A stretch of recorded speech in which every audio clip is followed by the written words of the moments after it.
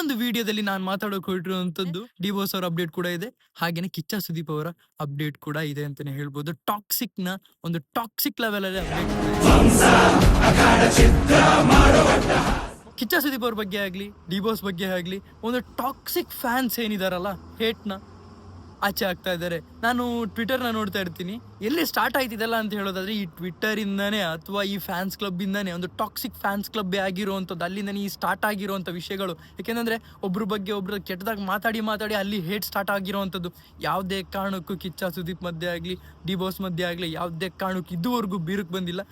ಒಬ್ರಿಗೊಬ್ರು ಒಟ್ಟಿಗೆ ಇದ್ದಾಗ ಆಗಲ್ಲ ಅನ್ನೋದಕ್ಕೋಸ್ಕರ ಅವ್ರು ಬೇರೆ ಬೇರೆ ಸಿನಿಮಾಗಳನ್ನ ಮಾಡ್ತಿರ್ಬೇಕಾದ್ರೆ ಇದರಲ್ಲಿ ಏನೇನೋ ಮಾತಾಡಿ ಏನೇನೋ ಒಂದು ಟಾಕ್ಸಿಕ್ ವಿಷಯಗಳನ್ನ ಹೇಳಿ ಫ್ಯಾನ್ಸ್ನ ತಲೆಯಲ್ಲಿ ತುಂಬಿರುವಂಥದ್ದು, ಒಂದು ಟಾಕ್ಸಿಕ್ ವಿಷಯನ ಹರಡ್ತಿರೋವಂಥದ್ದೇ ಇಲ್ಲಿ ಸೋಷಿಯಲ್ ಮೀಡಿಯಾದಲ್ಲಿ ಕೆಲವು ಟಾಕ್ಸಿಕ್ ಫ್ಯಾನ್ಸ್ ಆಗಿರುವಂಥದ್ದು. ಯಾವುದೇ ಕಾರಣಕ್ಕೂ ನಾವು ಫ್ಯಾನ್ಸ್ ಅಂತ ಹೇಳೋದಕ್ಕಾಗಲ್ಲ, ಯಾಕೆಂದರೆ ಅವರ ಮನಸ್ಸಲ್ಲಿರುವಂಥದ್ದು ಟಾಕ್ಸಿಕ್.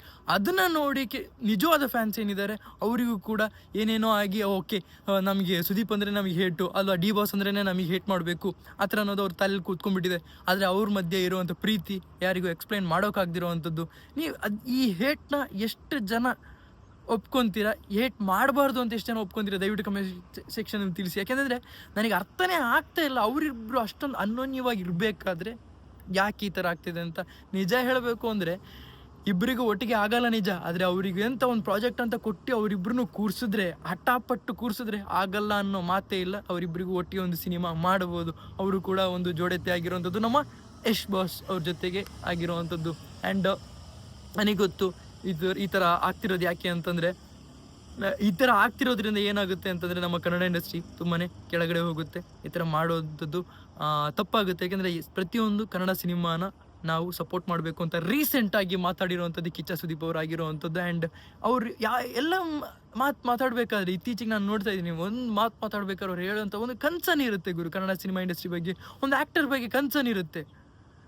ಬೇಡ ಬಿಡಿ, ನಾನು ಕೆಲವೊಂದು ಆ್ಯಕ್ಟರ್ ಬಗ್ಗೆ ಮಾತಾಡೋದಕ್ಕೆ ಇಷ್ಟಪಡಲ್ಲ. ಯಾಕೆಂದರೆ ಅವರಿಗೆ ಅದೇನೋ ಗೊತ್ತಿಲ್ಲ, ಮಕ್ಕಳಾಡಿಕೆ ಅಂತಾರಲ್ಲ ಹಾಗೆ ಸಿನಿಮಾ ಇಂಡಸ್ಟ್ರಿ ಬಗ್ಗೆ ಬಾಯಿಗೆ ಬಂದಂಗೆ ಮಾತಾಡೋದು, ಆ್ಯಕ್ಟರ್ ಬಗ್ಗೆ ಬಾಯಿಗೆ ಬಂದಂಗೆ ಮಾತಾಡೋದು, ಅಂದರೆ ಮಾಡಿರೋವಂಥ ಕೆಲಸಗಳನ್ನ, ಅಂದರೆ ಹಿಂದೆ ಮಾಡಿರೋಂಥ ಹೆಲ್ಪ್ಗಳನ್ನೆಲ್ಲ ಮರೆತು ಮಾತಾಡ್ತಾರೆ. ಏನು ಮಾಡೋಕ್ಕಾಗಲ್ಲ. ಅವ್ರ ಹೆಸರು ಹೇಳೋದೇ ನಮಗೆ ತಪ್ಪಾಗುತ್ತೆ. ಈಗ ಅಪ್ಕಮಿಂಗ್ ಡೇಸಲ್ಲಿ ನೋಡೋಣ ಗುರು. ನಾನು ಯಾವತ್ತೂ ಡೈರೆಕ್ಟರ್ ಬಗ್ಗೆನೇ ಮಾತಾಡುವಂಥದ್ದು. ಪ್ರೇಮ್ ಅವರು ಚೆನ್ನಾಗಿ ಸಿನಿಮಾ ಮಾಡ್ತಾರೆ, D58 ಕೂಡ, ಡೆವಿಲ್ ಕೂಡ ಒಂದು ಚೆನ್ನಾಗಿ ಇರೋವಂಥ ಒಂದು ಸಿನಿಮಾ ಮಾಡ್ತಾರೆ ಅನ್ನೋದಕ್ಕೋಸ್ಕರ ನಾನು ಇಲ್ಲಿ ಎಕ್ಸ್ಪೆಕ್ಟ್ ಮಾಡ್ತಿರೋವಂಥದ್ದು. ನೋಡೋಣ ಅಪ್ಕಮಿಂಗ್ ಡೇಸಲ್ಲಿ ಏನಾಗುತ್ತೆ ಅಂತ.